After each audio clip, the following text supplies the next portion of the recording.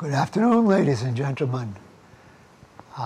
This is Richard Morchoe, the Long Hill Report, and we are fortunate to once again have Gus Steeves to discuss the issues of the day. And boy, are there issues of the day. The war in Ukraine is still going on, and the news reports, if you read the American press or you listen to American media, everything from NPR to Fox, Ukrainians are winning big time. They're just slapping around the Russians so badly. And if you believe that, you believed weapons of mass destruction during the Iraq War. Well, it's promoted by the same people, so that's not really a surprise, unfortunately. It's usually the same people that are making money off of the fact we just sent them like $100 billion more weapons. Yep. And the Czech Republic is now sending them a whole bunch of old Soviet tanks, which will probably get about this far across the Ukrainian border before they get bombed. Yeah, and everybody is making hay out of the idea that the Russians turned tail and fled from areas around Kiev, forgetting completely or ignoring completely the fact that there is a large area in the east with Ukrainian troops that are now basically trapped. Pretty much. And that's where they're going. But nobody's going to tell you that. But then there is the accusation of Russian atrocities against the population of a town of Bucha. Bucha, yeah. Bucha. Bucha, whatever it is, yeah. If you want to address that and what's happened. Well, I think it's interesting what the claims are, and the problem is with the fog of war, and this war is so laden with propaganda. Personally, I think it's entirely propaganda. But wars do have atrocities. There hasn't been one that didn't. Probably the definition of war probably is atrocity. It really should be. But anyway, so the claim is that they massacred something like 400 people in that town.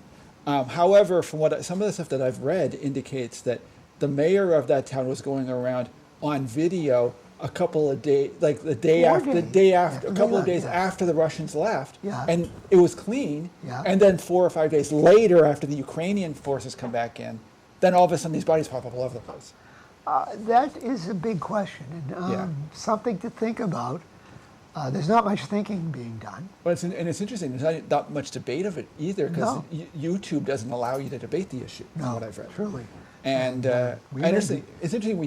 That's a good way to begin it, I think, because I know where that article I sent you about propaganda this morning, and I think that's one of the biggest issues we're facing today, more so than previous wars. Though it's always been in wars. It's the propaganda. It's the blatant lies and deceit and failure for the mainstream media to do its job and actually tell the truth.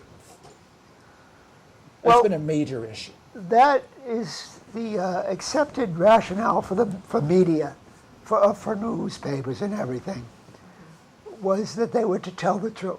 Mm-hmm. But this is not new.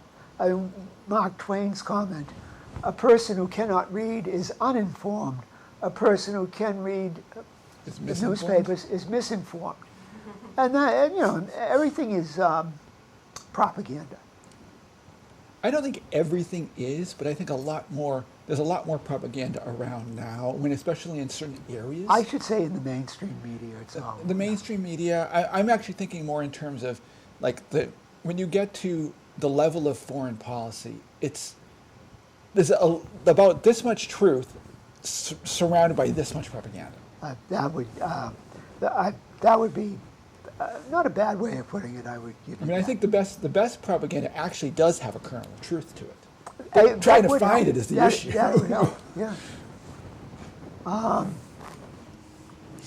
But there are just so many think tanks, so-called media outlets, and they're all, if they have any traction in this country, they generally are all propagandists. Yeah. But there's one group, the U.S. Helsinki group. I don't know if you know what they are.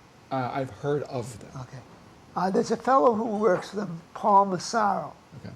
and he's always tweeting how Ukraine is so heroic, so wonderful, Right. how we've got to get the oligarchs. And I Okay. always tweet back, Which you one's mean ours? Jamie Dimon, or you mean Jamie Dimon or Lloyd Blankenfein? How about those oligarchs? Absolutely. No, he doesn't mean that. Of course not. No. Or how about the Ukrainian oligarchs? Never mind the Russian Oh yeah, oligarchs. yeah. They're all crooks. Let's get rid of all of them. Right. But I have no problem doing that. this is a guy who's always talking about rule of law. Well, okay. Whose law? Well, the rule of law, I have no liking for anybody who's considered an oligarch. Yeah. There was a lot of looting of the Russian state after the end of the Soviet Union, Sure was. and a lot of people made vast fortunes, and they're going around in their yachts. They're seizing their yachts. If anybody has a right to seize their yachts, it's the Russian state. The But Russian this is, people. but European governments are seizing their yachts. Well, they're also seizing their oil tankers and half a dozen other things. Okay, don't you have to have due process, something called the rule law. of law, Yeah. to do You would this? think. And nobody's asking the question. Nobody is asking the question.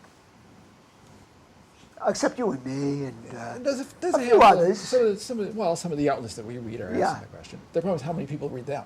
yeah. Maybe 3 or 4% of the population. Well, this is this goes back to what Pretty scary. the article you quoted. Yeah. Everything now is images. We're going to be an image on the YouTube. We are an image right now. Yeah, Charlton in the Charlton cable. We're going to be an image. Yeah. But the image is not necessarily the reality. Mm-hmm. But if you get the images and you can put them together the way you want people to see them, Right. then hey, it was on TV. It's real. I mean, I come in and I see ABC News with that David Muir fellow. Right. Now, why is he on TV? Because he's got good hair.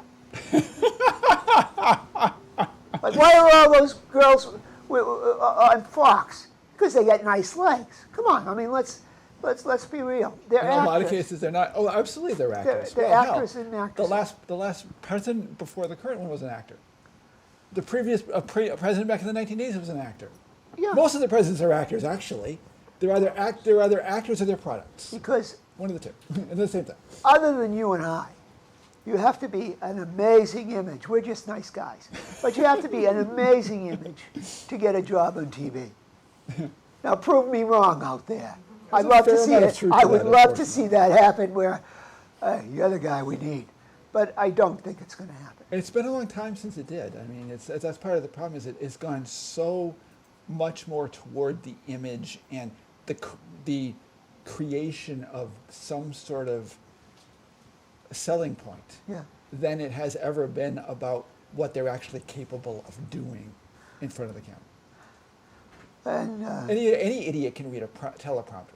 By the way, we Wait. don't have any teleprompters here. wait a minute. Wait a minute. I've seen Actually, I take that back. Not every idiot can read one. I've seen Joe Biden screw up a teleprompter. So that I think proved- Joe Biden would be able to screw a screwer. It's not universal. I mean, there's a few idiots who can't. Right. Which raises the interesting point, actually, speaking of Joe Biden. I mean, I imagine you've been seeing some of the recent coverage talking about the revelations of the whole, his son's laptop again. Are starting to rise to the surface recently. Yeah. After they were poo-pooed by all of the mainstream media back in the Trump administration. Not to mention that the intelligence establishment said it has no Yeah. basis. Exactly. But that it surfaced.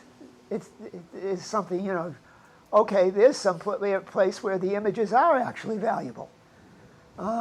Sleazy, but It's even- valuable. well, but why was there any question? I mean, why wasn't anybody saying when it came out, and it was in mainstream media, Yeah. that Hunter was working for Burisma?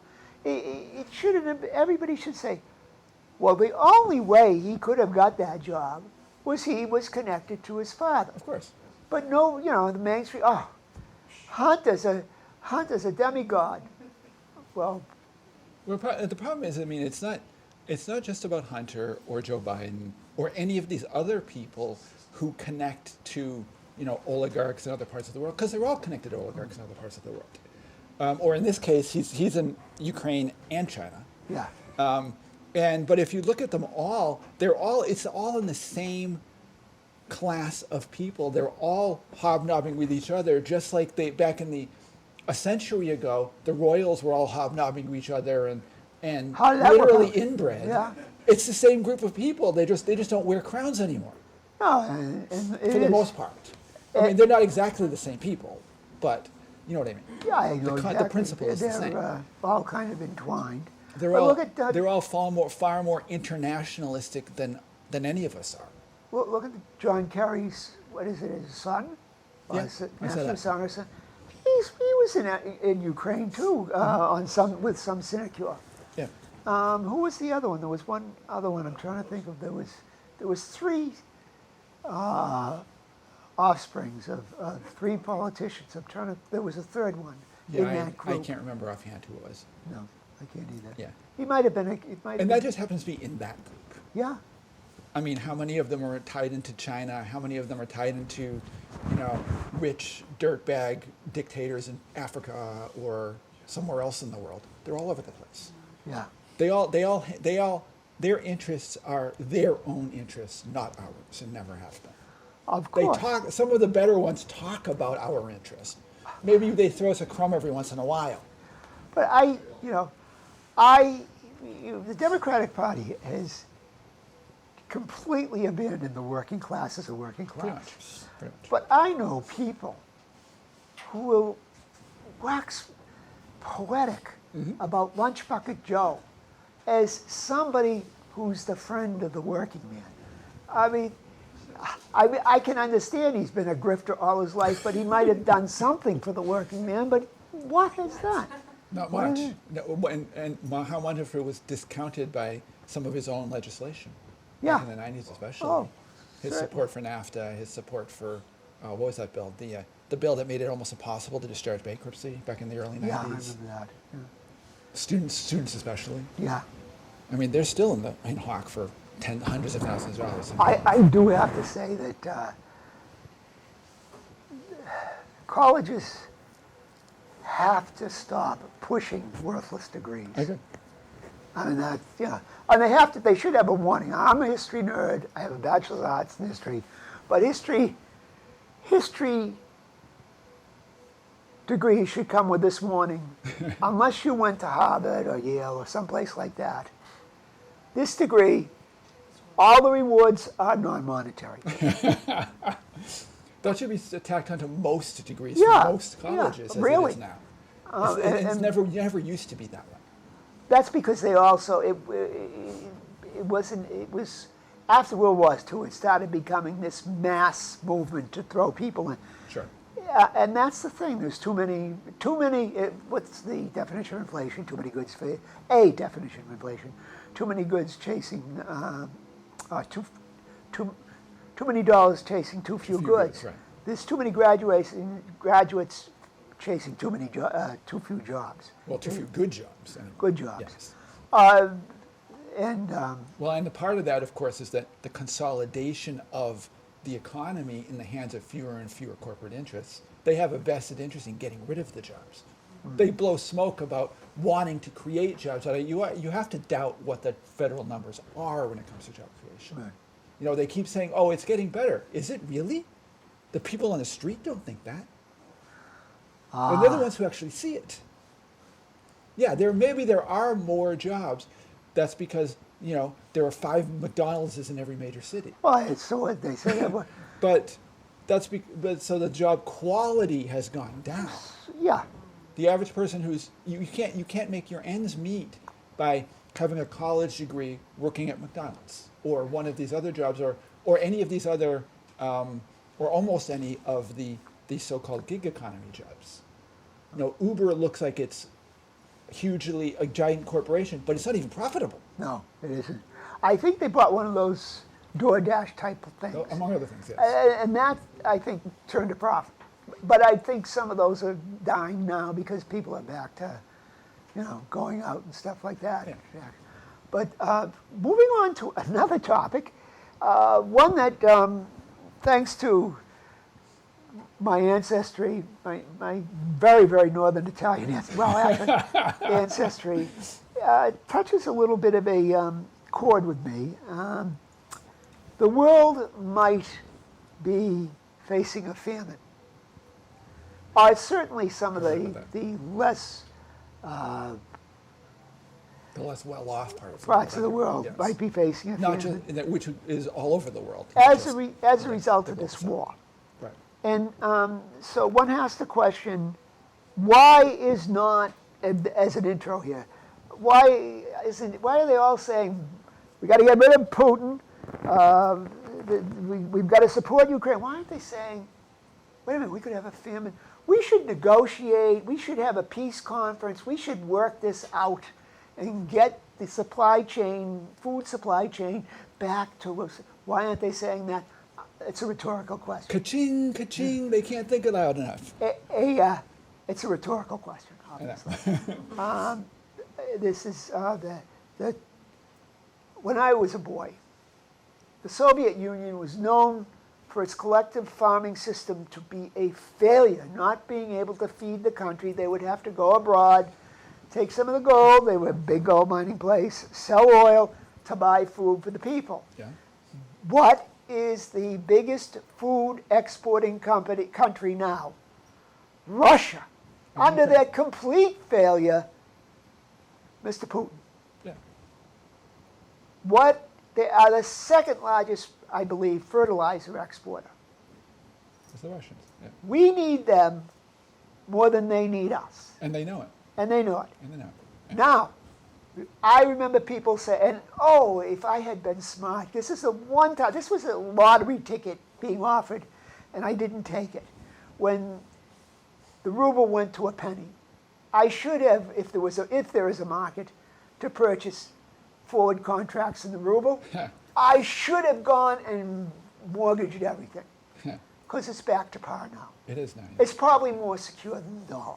I was reading something that says it could very well be. Yeah, and it's a basis, in they're talking, it's even possibly a basis for a world currency. I'm not going to go there, I don't know that, but the fact that within a couple of weeks, the dead ruble rose from the dead and was resurrected to par, and may go even further. Well, and there's a big reason for that, because some of the countries that they're dealing with have gotten to the point where they're so ticked off at us. And to deal with sanctions, they need the materials that the Russians create, whether it be the food or the fuel or the fertilizer, especially somebody like India. Yeah. And that they are willing to trade in their own currency in rubles. Oh yeah. And they're bypassing us, which honestly from a global perspective is probably a good thing, except for our country. Well, It will hurt us. The only thing I think the point. But that's partially because there's so much stuff that's not made in this country anymore. Well, that's the thing. I mean, we're just, they'd say, God forgive me for saying this, but that clown McCain, may he rest in peace. No. Well, he will either way. He's not doing anything He wrong. would say of Russia, it's a gas station masquerading as a country. He's not the only one. Yeah, We're a fake central bank masquerading as a country at this point. pretty much. Okay, let's get on to another subject. We can circle back to another one. I generally tend to be libertarian about most anything. So I think marijuana is a very bad substance, but I wouldn't outlaw it because outlawing it is a complete failure. Mm-hmm. I never said a bad about some of the harder drugs. And I also believe people should be free to screw up as far as they want, as long as they don't bother somebody else. Mm-hmm. But I saw an argument for legalizing fentanyl. I can't say I've seen that. I know I saw something recently about the House passing a bill to formally legalize pot, Yeah. which of day course late. our state has done A day late, years a ago. dollar short. Yeah, I they know. always, Yeah.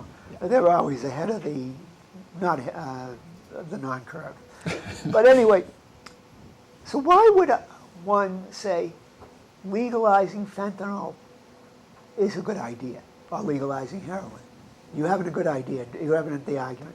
Honestly, I have not. It's I not did something. not- It I sounds like a did- ridiculous argument to me. but- I did not too, until it was pointed out that fentanyl, people are not going out and saying, I gotta put fentanyl in my arm. Not unless they're already addicted.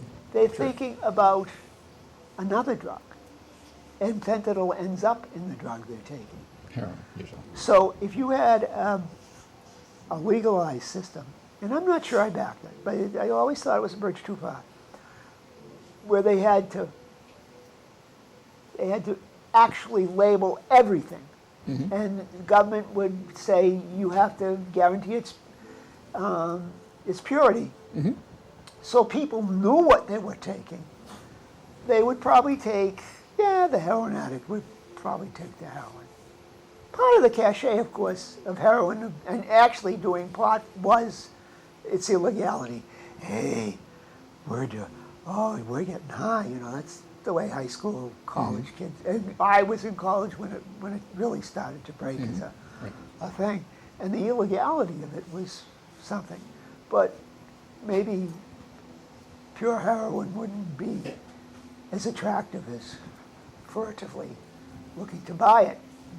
I won't stand behind that argument. Yeah, I don't know if that would be true. I mean, because having never had any interest in injectable substances, to me, I did my fair share of pot in the 90s. Did you inhale like a certain president? Oh yeah. But I mean, the concept really of the injectables never turned me on. I was never interested in it, or snortables. I'm not interested in that, and never have been. But I think the argument that we have heard for decades about the gateway drug stuff always was distorted. I mean, tobacco is a gateway drug. Alcohol is a gateway drug. It depends on the personality of the person and their personal Yogurt's a experiences. gateway drug. Could be. For some people, it could be. Absolutely.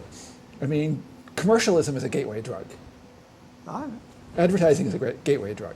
All of this stuff, it's the way, it depends on how people, to some degree, have been raised to seek out whatever it is that they want versus what they need, in some cases. And they get addicted to stuff. And people get addicted to running. People get addicted to money. Some people get addicted to heroin. I haven't been able to get that money addiction. I've tried. Talk to Lord Blankstein. I think you mentioned him a little while ago. He doesn't talk to me. No, don't talk to me either. We haven't connected. Okay, no. But I'm not sure I'm convinced of that argument. No, But I have to say, people knowing what they're getting, probably is better than having them go somewhere and buying something they think is heroin, but it turns out to be fentanyl and kills them. Oh, absolutely. And that has actually been some of the argument made for some of the people, ironically, in reverse, for some of the people who will stay out of the legal pot market. They would rather, because they believe they can trust their dealers even if they're in the black market. Because they have developed a relationship with them, with those people. With their street pharmacist. They're street pharmacists, exactly. And some of them, I mean, I'm sure some of them actually treat it like a real business as opposed to trying to kill off their customers. It usually is a relatively good business model, not to kill off your. I will. Usually. And I don't have an MBA, so I'm going out on a limb with that. I'm sure. The problem is the people who have MBAs are often the ones who are killing off their customers. That's quite possibly true. You look on the ingredients on a lot of products that you will consume, and some of them are probably not that good, and a lot of them you probably don't. Sodium methylphosphate, some Latin name that you are Greek name that you don't really Can't understand. identify, yeah. How many of those things do you see that go, wait a minute, why is that in food? Yeah, You don't even know what it is. yeah, yeah. And we were just talking about that the other day about something, just some common, it was actually, we were looking at the idea of the sprayed on non-stick sprays they use for food, Yeah. back before they'd had everything be non-stick. And we looked at the ingredients and go, why would you put some of that thing in food? How is it different from, why wouldn't you just use basic everyday olive oil? But they have to throw like 14 other things in there. For what purpose? You'd have to, actually, if you used it basic, you'd be making the thing yourself. And you don't want to, Just get some olive oil, you have to use it for 14 other things anyway. Yeah. So, we've covered the war. We've covered, what else? Everything between the war and cooking. Yeah. So, much. what's next? There were other things we had to cover. Do we have to go back to the war? I don't know, do you want it? Okay. Well, I fully believe that it is the duty of the U.S. government to call for negotiations. I would hope so. I think But- it's interesting that they're actually stymieing the negotiations that are already going on in Turkey. Exactly. Putin's negotiating, Yeah. and this just goes back to my complete belief that we have to get out of NATO. Oh, I agree. And not only that, we have to get out. We have to stop saying we're going to defend Taiwan. Lovely place. I've heard it's a very excellent, safe place to go and live and make a living, but it's not the United States. No. And the obligation of the President of the United States is to the American citizen, Absolutely. not to the citizen of Taiwan, not to the citizen of Ukraine. Why is Or that Poland, so? or Somalia, or Israel, or Saudi Arabia, or any of these other countries that we're in. Why is that so hard a concept for the American political class to grasp? Because they profit from being in these places. I'm shocked that you would say that. I'm not. I know you're not, and Pathetic. and you could tell that my I know. tongue was so far back in my Yeah, I know. cheek. I I know. was joking. I know. Absolutely. It's something. But nobody will say this. Nobody will say this. Even things like this. The group. It's responsible statecraft. Yeah. Yeah. I've been reading They're that. backed by the Koch and Soros. Yeah. And they kind of see John Quincy Adams. They've quoted John Quincy Adams about his "We don't go abroad," Yeah. which somebody else quoted somewhere, Yeah. which will remain whose name will remain, who will remain nameless. But they don't say, they don't take the next step and say, we should come home. Of course not. But that's the whole raison d'etre It should be. And that's, of what that's supposedly saying. it's supposed to be, and that's part of the problem, though, is that should be our raison d'etre as a country anyway. Is to be the whole principle going back to what you wrote about and what other people have written about our being involved but not being so deeply entrenched in the nonsense. Yeah. We shouldn't be fighting the world. Right. In fact, we are fighting the world right now. And what they And don't. now the rest of the world is starting to see that we're actually fighting. Oh yeah, most of the world, they go and say the world is with us in Ukraine. No, most of the world is not with us. Not right now. No. Did you see that? I saw the map online that was showing about the issue of sanctions against the Russians, and the very specific ones that are supporting our sanctions are just North America and NATO. That's it. The rest of the world is opposed to this. But And everybody who's got working brain cells should be opposed to this, especially when the propaganda keeps pushing the idea of actively getting involved in a war against the Russians. so I mean, that's just insanity, yeah. except for the people who keep spouting it. Because they are, by definition. I have seen, I think, I can't get it, I was trying to listen to it again because I was driving Sunday. And on WGBH in the morning, they usually have them up later on. There was someone, I believe, from the Council on Foreign Relations saying, well, maybe we don't, maybe we've got to leave, we may have to leave Putin a way to save face. Well, duh. What the heck? Maybe what they were really saying is we may have to leave ourselves how to say. Well, Exactly. Because if he comes out Exactly. with the Donbass being safe, Yeah. Crimea is his, Ukraine is neutral, he's won. That's what he wanted. Yeah. That's but what he said he wanted That's what he months said. ago. Yeah. But And that benefits, actually, that So benefits everybody, what- except the people who want to rape the Ukraine. how is it going to be framed? It will probably be framed as, well, Putin really wanted to get to the Rhine, but we made him agree to this. And he will have won, but nobody will say it. That's what they've been claiming all along. That's the problem is that it's the whole domino theory revisited, only transferred to Europe. Except the dominoes didn't domino there, and They they didn't probably exactly. wouldn't They didn't. have. That sucks. If anything, the dominoes that fell in the other direction going on over there. Okay, we have solved the world's problems. Now, please call your congressman and ask them to watch this, your senator, and your president if you have his number, because we've solved your problems. We can't do it. We can't do it every day. So from the Long Hill Report, Gus Steeves, Richard Morchoe, till next time. Have a great day.